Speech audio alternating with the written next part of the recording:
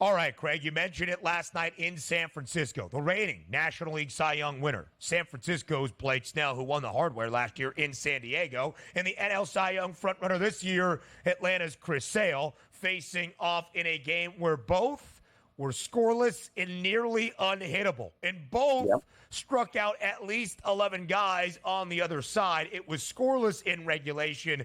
In extras, Travis d'Arnaud and RBI Sac Fly wins it for the Braves, a game they desperately needed to add to the win column. But, Craig, as you're watching this last night, Chris Sale for Atlanta, Blake Snell on the other side for San Francisco, what was going through your mind watching this pitching duel? Yeah, I was on last night with Joe Ranieri. We were talking about this and going over maybe this is the best pitching matchup of the season to this point. Look, Sale has been fantastic from start to finish. There's a reason why Blake Snell is not in that Cy Young conversation. He got off to that slow start. He signed very late in spring training. I think that definitely hurt the beginning of the season. But even going back to last year, Ben, and going back to Blake Snell with Tampa in the postseason, I think that you can make the case that in a short sample, if you just needed one pitcher who is at his best for 5 or 6 innings in all of baseball, you may take Blake Snell. I mean, he is that, when he is on, he is that good. He may be the very best pitcher in baseball. Last year, he was able to put it together for an entire season to win the Cy Young. This year, it's been about a month and a half, 2 months. That was my takeaway from last night. Right now, when you're facing Blake Snell, if you're betting against Blake Snell, just get out of the way. The guy is untouchable right now. This is not going to be the entire rest of the season, I don't believe. But to me, he is the most dominant pitcher when he's right over anybody else in the game. And also getting the benefit of the doubt, pitching in a great pitcher's ballpark. That was unbelievable stuff. 1-0 victory yesterday. But I want to talk about the Los Angeles Dodgers here with you, Craig Mish, because correct me if you heard this before. A dominant performance out of Clayton Kershaw. Ohtani home run, Betts home run. Betts, welcome back to Major League Baseball. Absolutely fantastic. 2 home runs combined, 5 RBI combined, 3 hits here, a Dodgers victory. What can we expect from Ohtani at number 1 and Betts number 2 in that lineup the rest of the way? Because if last night's an indicator, it's going to be something. How about Freddie Freeman and Teoscar Hernandez? I mean, this team is just loaded from start to finish. And this is why, Donnie, is that there are 2 months in the season usually that I look at, July and August, where I usually do not worry about performances, especially from teams and even your Phillies.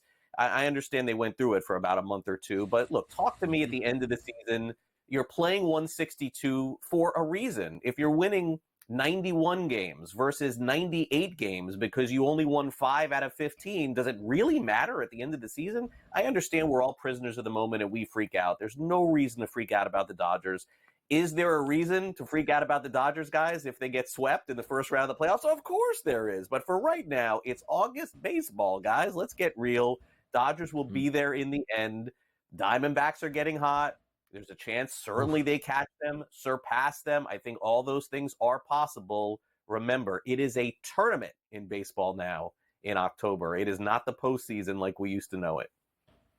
The Dodgers have to hold on if they want to claim their 11th NL West crown in the last 12 years because San Diego and Arizona cannot lose. LA has won 7 of its last 8 games. Perhaps the largest upset this year in Major League Baseball. The Yankees were greater than a $3.50 favorite last night on the road in the south side of Chicago against the muddling White Sox, who won by double digits. 12-2. Congrats to Grady Sizemore picking up his first win as the White Sox interim manager. And Sizemore had this to say before the start of the series last night against the Yanks. Quote, "We're going to be extremely careful. That guy does a lot of damage on Aaron Judge, who will be getting a ton of free passes and intentional walks from the White Sox this week." It worked last night, Craig. Do you think more teams around MLB, as we have seen over the last month or so, will continue to give some free passes to Aaron Judge?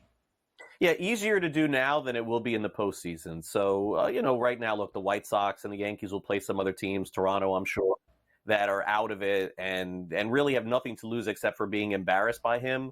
So I think there's certainly a chance of that happening. I mean, the other thing that we have to watch today, and again, I'm saying this tongue-in-cheek, Jazz, so I hope he doesn't get mad at me, but every time Jazz Chisholm has said in Miami that he'll be fine and play the next day, he's been out for the season the next day. So Jazz last night said, I'm good, I'll be ready to go, whatever, the next day. Hey, buddy, I've heard this before, and then the next day you're out for the year. I'm not rooting for that, obviously. I'm just saying, right. I know fans last night, Jazz said he's okay. Folks, it don't mean anything. I've been with this guy for years. I hope he's okay. I want to see him play well for the Yankees. But, guys, that is a hold your breath announcement coming later today. Hopefully for Jazz, he's only out a couple of days because he has been an absolute monster for the Yankees. They cannot afford to not have him in the lineup. Yeah, it's been kind of crazy there for the Yanks. A major favorite last night, still a heavy favorite tonight, almost a $3 price as well. We'll see how that turns out for the Yanks. But tonight, Houston and Tampa Bay going to take place down at the Trop. Kikuchi versus Boz. If you look at the line in this game, 8's at the FanDuel Sportsbook, now down to 7.5 is the total. And a favorite here still for Houston at a minus 136 price. What are we looking at tonight, Craig, from these two? Over on Kikuchi strikeout props. This guy has been fantastic. Yeah. I mean, what has gotten into this guy with all of these strikeouts here? Like another player that's gone to another location that has just put on a new jersey. He's in a pennant race. Josh Bell is doing the same thing in Arizona right now. I don't know who's going to win the game, guys, at this stage of the season, but I like the way Kikuchi is pitching, and I think that I would probably ride that train right now.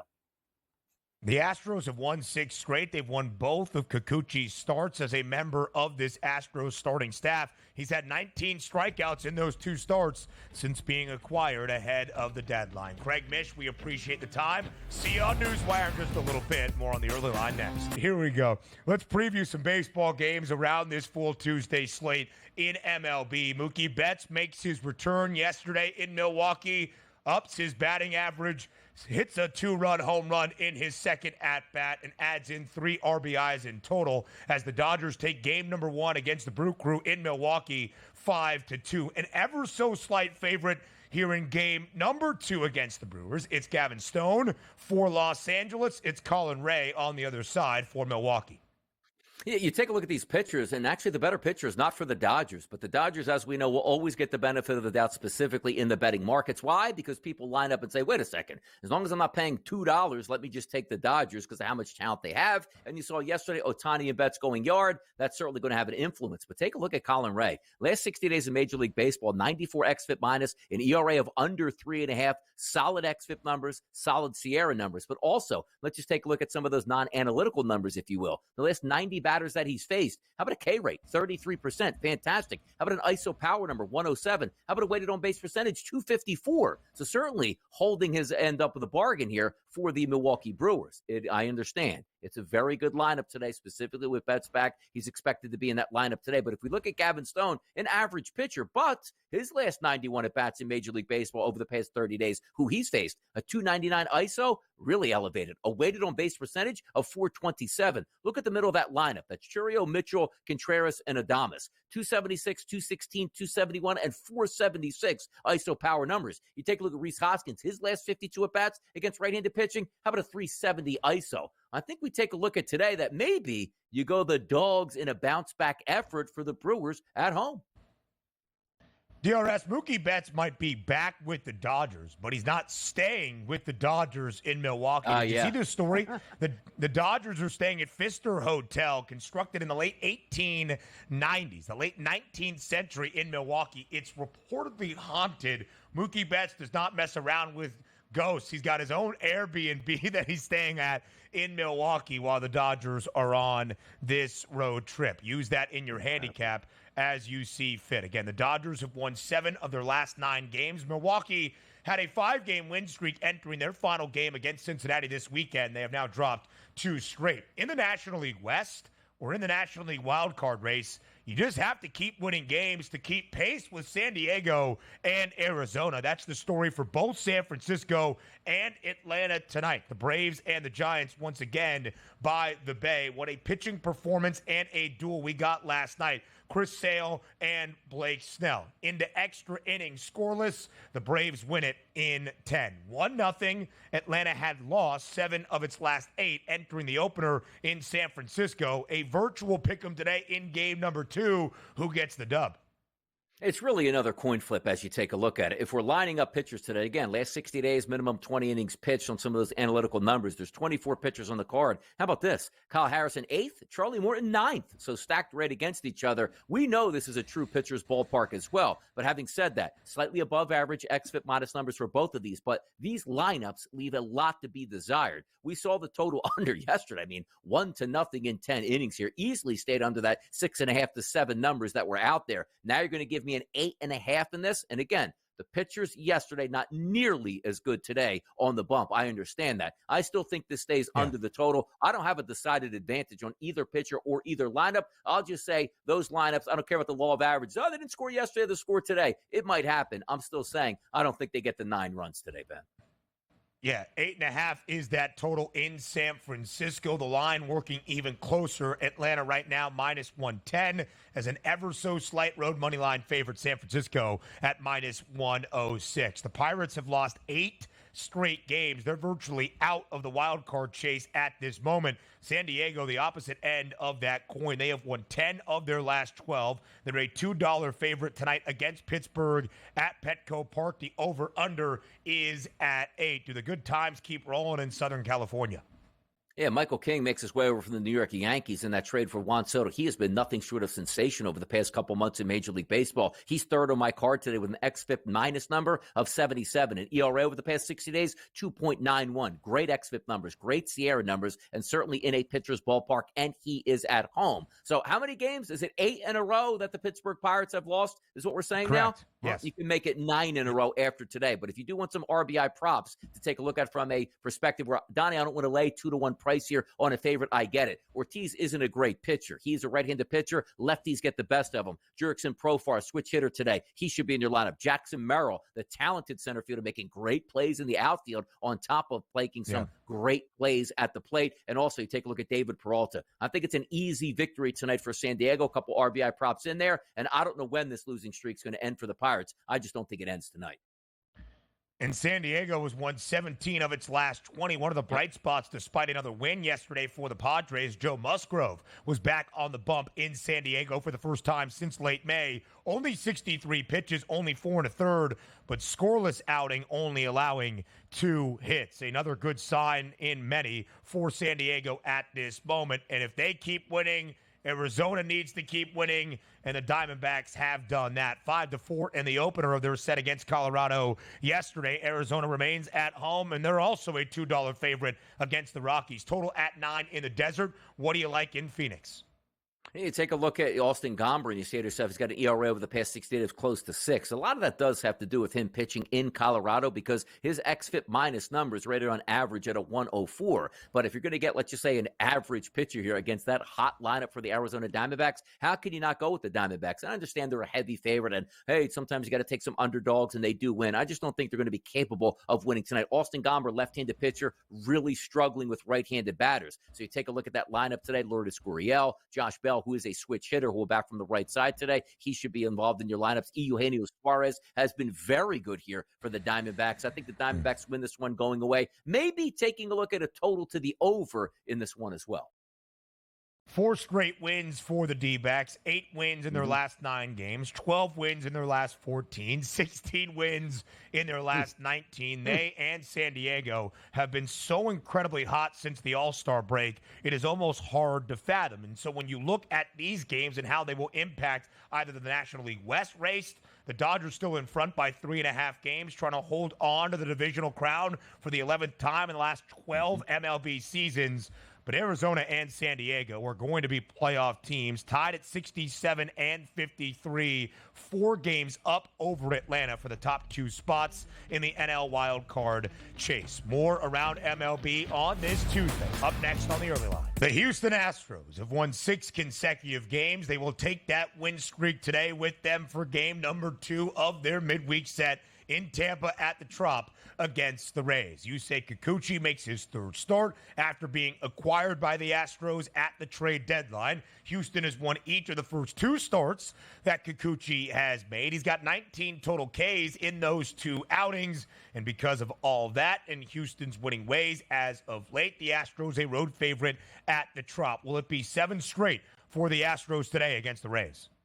Yeah, I think they pick up the win. I do. I think they have the better pitcher on the mound, and you say Kikuchi and going up against Shane Baz, who is a decent pitcher, but I just like the way the lineup sets up today for the Houston Astros. Bregman, Alvarez, Diaz, Pena, and also Caratini all have elevated weighted on base percentages against right-handed pitching over the past 30 days, and they're just a better team. So you take a look at some of these cheaper prices for the Astros playing great baseball. I'll climb on board again. I liked them yesterday to win and yesterday to stay under the total. They did both barely staying under because nobody scored, I think, in the 6th, 7th, 8th, and 9th inning. So that was a lucky one. But today, forget about the total itself. I just think Houston is the better overall team. I'll take the Stros today to pick up the victory over the Tampa Bay Rays.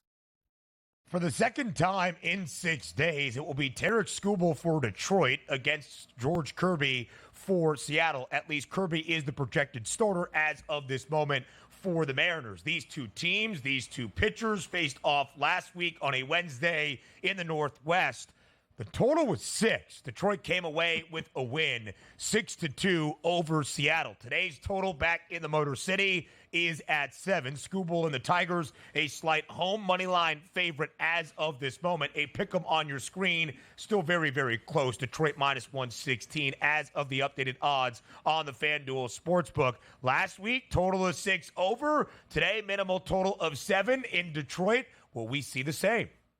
Yeah, why not go under again at this point? Because it's not as if you're going from Seattle, which is one of the true pitchers' ballparks in America here, and saying, all right, we're going to go to Wrigley with the wind blowing out at 25 miles an hour. Detroit's not exactly a great hitter's ballpark by any stretch. And if you take a look at the weather conditions, it's 80 degrees. It'll be really nice, but a slight wind blowing in. So anything that's going to affect the ball going in or out with any crazy scenarios. Like, oh, I hit a fly ball. That was the warning track. It ended up in the 3rd row and a 2-run home run at that point. I'll go under in this because I look for a repeat performance. Both of these lineups don't present themselves all that great against these two good pitchers. But as Ben points out, you do want to make sure that pitching matchup is there, because if you go back a couple years and say, let me just lock this game in and a pitcher drops, your bet would actually be canceled out. That's no longer the case. Yeah. Nobody wants to be left handing the bag. Well, hey, I expected a very good pitcher to be on the mound. Now I'm getting a bullpen start out of said team here. So I do think it stays under as long as those two starting pitchers get to the opening, or should I say, starting gates here.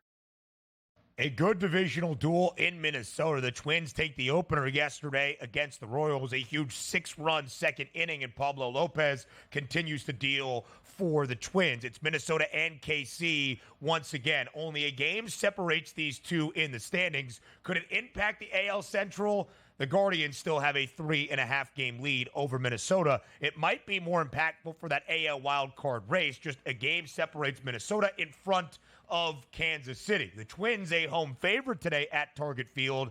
Seth Lugo gets the start for KC. Through the month of June, DRS, Lugo was 11-2, had a 2.17 ERA, both near the top in Major League Baseball, but he's dropped 4 of his last 6 starts. How do you expect him to perform today in Minneapolis against the Twins? I expect him to be decent, but that Twins lineup is starting to come alive here at the right time. Now, also, if we're trying to handicap and say, what do we anticipate out of the starting pitcher for the Minnesota Twins, one of the better prospects in Major League Baseball coming up now in Zebby Matthews. So if you're looking for electric stuff right out of the gate, have you seen him in Major League Baseball? No, we haven't yet. So it does make it tough. But if we are just going by some of the numbers as a professional team that the Kansas City Royals are, 1 through 9, one of the better strikeout rates in baseball against right-handed pitching over the past month. That will help you. Weighted on base percentages, the first 6 guys above average. So Zebby Matthews, if he has a great start, which they're hoping and they anticipate, that's fantastic. Yeah. But we don't know how these players are going to perform until they get into the big show. It's a hard handicap just to say, well, I'm going to fade the rookie and go with the Kansas City Royals. It's really a no play because I just want to see how this pitcher does, because I know they've been looking forward to bringing this guy up into the majors. Daniel Zebulon Matthews, known as Zebby Matthews. A big jump for him, though. Wasn't in Double-A ball, wasn't in Triple-A, making his way through the minors. He was in High-A Cedar Rapids. Now he will make his MLB debut. The 6th-ranked prospect for the Twins in their farm system makes his first Major League start tonight at home in Minneapolis. That should be a good one. The Red Sox were on a 4-game skid before a win in extras yesterday, 5-4 against the Rangers. The Red Sox looking up at the Royals, trying to keep pace with Kansas City and hoping Zebby Matthews has a great MLB debut. The Red Sox at home today against the Texas Rangers. Minus 142 is that number. Total at 10. Will we see some runs today at Fenway? Yeah, you see the 9.5 to 10, and rightfully so. I don't know if I've actually seen these numbers out of a pitcher that we're going to go over with Cutter Crawford. If you take a look at the analytical numbers, a 108 xFIP minus over the past 60 days, which isn't bad. A 5 ERA, not great. xFIP is a little bit raised. But the numbers we talk about, Ben, and sometimes you say, well, the pitcher only had 3 or 4 batters that he's faced. That's why it's high, because one of those 3 or 4 batters hit a home run. Cutter Crawford over the past 30 days, 88 batters he's faced. I've never seen this before. An ISO power number against 518 combined through 88 batters. Like, if you're just doing the math, it feels like every other hitter either hit a double, triple, or home run against them is what those numbers technically feel for me. Weighted on base percentage, close to 500. If you break it down, left-handed batters, which Corey Seager is a left-handed batter, a 619 ISO against through 46 at-bats.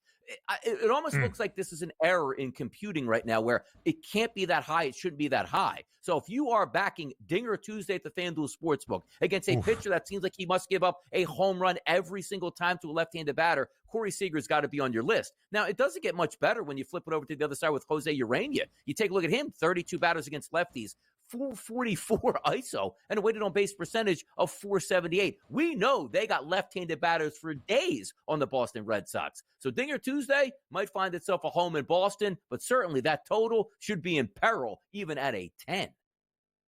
The Rangers struggling as well. The reigning World Series champs in grave danger of missing the postseason. They have dropped 12 of 16. Should be some offense tonight in Beantown. DRS will talk tomorrow.